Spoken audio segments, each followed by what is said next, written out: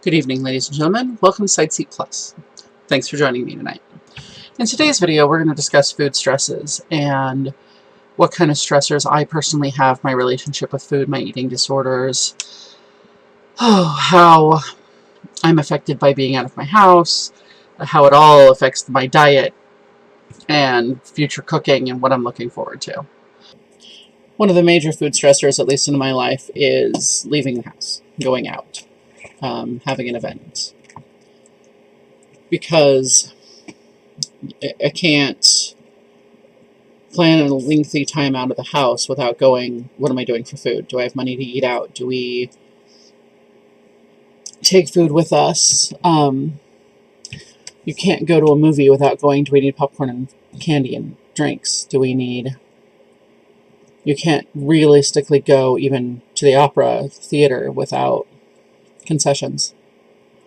We went to see Christmas lights at the local one of the local Catholic sanctuaries, and between the cathedral and the gift shop on the way out, even between the cathedral and the path to see the lights of the Christmas story, was food stalls.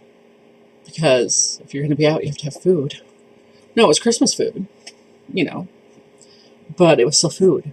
So there's this underlying unconscious stress of, if you're going to go out and you're going to do something, especially if you're doing something with somebody else, you have to have food involved. So when you add that to how do you correctly portion, because there isn't a restaurant on this planet that portions, not in the US anyway, there's just this constant, if you're going to be in a gathering, you have to eat. And if you're going to be in a gathering, you have to eat out. Or you have to order in. There's no, let's make healthy food and be proper portioned at home with, not just the family. And so it just adds this stress to things that nobody really ever thinks about.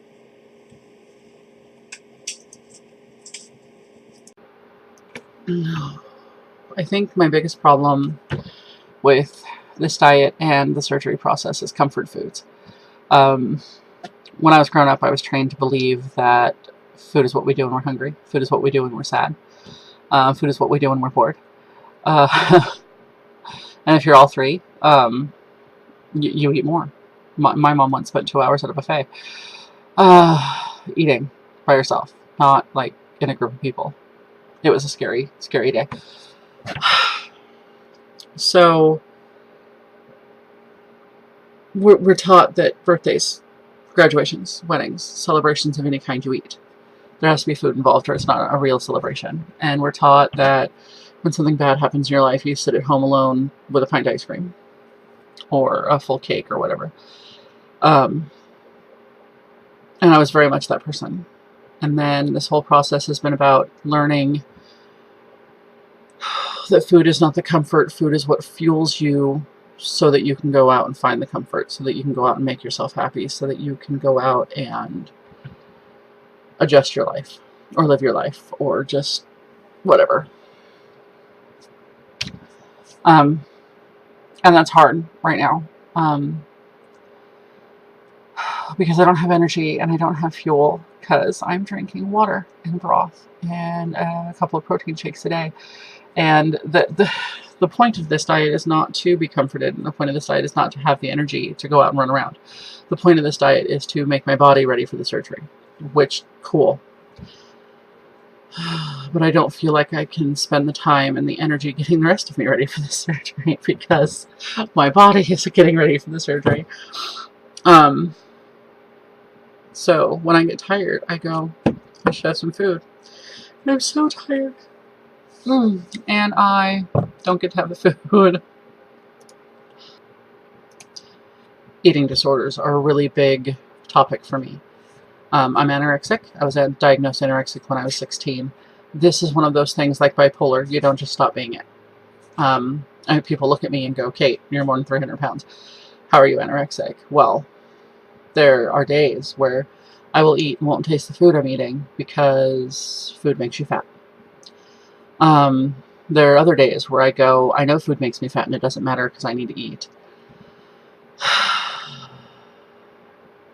So I'm on day 2 of my liver reduction diet. I'm so sorry. And I'm drinking most of my meals. I'm eating 1 meal a day, and I'm going, this is how I ate in high school. This is how I got to 98 pounds. And how do I not get there? How do I not convince myself that this is the norm? And I spent a lot of time going, it's just 6 days. You can do this for 6 days. It's only 6 days. And I worry. I worry a lot about, is this going to lead to something? Am I going to need extra counseling? Am I going to have people start watching me eat? Which I hate. But I have symptoms. I do. People watch me eat and I will cover my mouth while I chew and swallow. Or I'll push things around on a plate so it looks like I'll be eating more than I did. I have all those symptoms. It's horrible. I hate it. I hate it so much. But I'm also really paranoid about it because I don't need to be sick. I don't need to get there. But it's okay. That's why I'm in therapy. And that's why, well, that's the only reason I'm in therapy. But that's why I'm in therapy. And I have a great support system. And I have a lot of people who are out there going, you don't need to do this, you don't need to do that, you're okay. So I'm okay. But it needs to be at least spoken to, so it's not stuck in here. Because if I put it out here, then other people comment on it, I hope. And then it's a reasonable conversation. So one of the things that's really helping me cope with this diet and all my food stressors is replacement things. I find that if I don't sit and dwell on the fact that I'm only putting liquid in my stomach, if I don't sit and dwell on I have all this stuff in my house and nothing I can actually put in my mouth, then I'm not as obsessive about it, and I don't feel the hunger that my mental disorders and my I guess my stomach is trying to convince me is there, because I have what I need. I'm putting enough into my system. I know I am. The doctors would not tell me to eat this little if it was going to actually make me sick. So, but beyond this particular liver reduction diet, when I get to a point after the diet where I go, this isn't what I'm used to eating, this is still too small, I need to remember that, one, these are correct portions for where I'm at, and number two, food is not the point. I need to fill my life with things that are the point. My art, my writing, whatever else is out there that I'm doing at the moment, because food should be something that fuels the body to do what you're doing, not the point of what you're doing. So my replacements are, like today, I've done this video, I've done an hour live stream. I'm going to be doing a couple more videos that probably will be scheduled to post over the next couple days or while I'm in surgery. I played a lot of video games, we talked some politics, you know, something other than thinking about food. One big stress about food is having to make 2 meals. For the most part, once I'm back to normal food, 3 to 4 months, that won't necessarily be a problem. I will go, this is what we made, and I will have my portion, and you figure out yours. And even, you know, after the first 3-4 weeks, after the first month, there will be, this is what I can have of what I make everybody else. But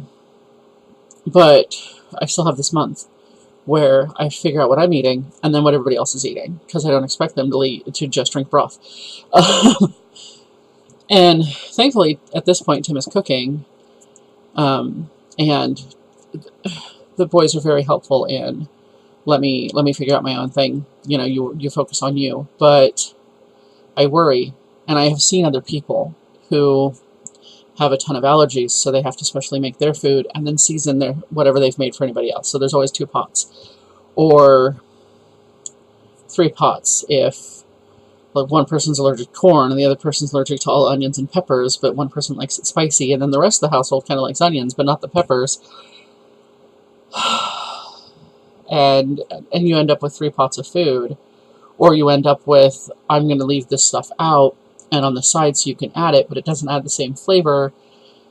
It's a food stress. It is, how do you cook for different people with different circumstances and still maintain that this is the food I can have. This is how it's going to work. So, that's what I'm working on. I'm working really hard on, this is how to make it work for the family. You know, the cauliflower mashed potatoes, the cauliflower rice, the zucchini vegetable noodles, any kind of vegetable noodles. I have a spiralizer. It's awesome. And that should work in theory.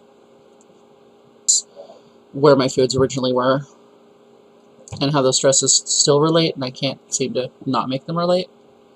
So that's what I have for today. Like, subscribe, hit the bell. I don't know what the bell does, but hit it anyway. I'm told it's good. And spread this message where you think the message will do the most good. And I'll see you next time.